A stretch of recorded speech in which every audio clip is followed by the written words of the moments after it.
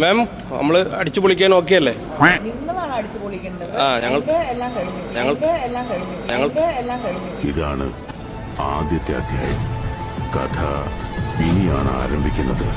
എന്റെ ഹൃദയത്തില് യാഷ് എന്ന ആ ഒരു നായകനെ പൂഷ് എന്ന പദവിയിലേക്ക്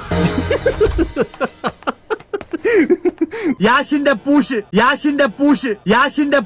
കാണാൻ വരണ പയ്യന്മാരത് പറയണം. എന്ത് 4 ചട്ടിയെങ്കിലും ഇട്ടോണ്ട് വരണം, അല്ലാതെ ഈ പടം കാണാൻ പറ്റൂല. വെടിവെക്ക യാഷ് പൂശുക, വെടിവെക്ക യാഷ് പൂശുക. வந்தா சுட்டா செத்தா ரிப்பீட் இன்னைக்கு வருவான் சுடுவான் சாவா ரிப்பீட் முடியல தலைவரே. 3 മണിക്കൂർ പ്ലക്ക് ഇത് മാത്രമേ ഉള്ളൂ. മോനെ തുടിക്ക പ്ലക്കണം, അത്രേ ഉള്ളൂ. ഓക്കെ, ചില്ലറ തോക്കൊന്നുമല്ല. ഇതൊരു കിണ്ടി എന്ന് പറഞ്ഞാൽ 1.5 കിണ്ടി വരുന്നേ. എന്നിട്ട് ഡെഡിക്കേഷൻ പോയി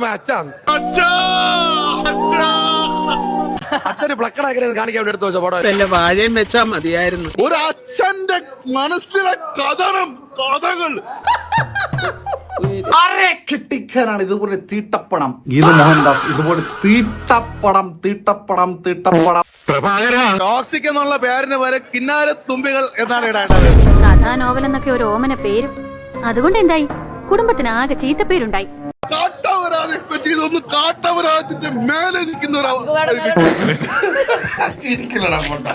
ഇത്രയും ഈ ചതി ഗീരുമദാസിന് പ്രതീക്ഷിച്ചില്ല. ആളുകൾ കൂവുകയാണ്.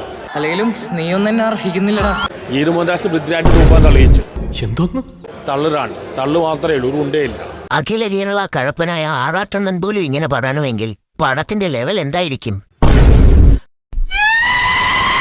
ഇത്രയും ബജറ്റ് ഇറക്കിയിട്ട് ഏറ്റവും ബജറ്റ് ഒരു കാട്ടവരാധിച്ച സിനിമ. മങ്കര, പറളി, കോട്ടായി, തോലൂര് ഇവിടെ എവിടെയെങ്കിലും പോയിട്ട് കന്നിനെ മേക്കിയ പെട്ടിക്കട തുടങ്ങി എന്താ വെച്ചാ ചെയ്തോളി. ഒരു കാട്ടവരാധിച്ച cinema. Bye bye, tata, good bye, Gaya.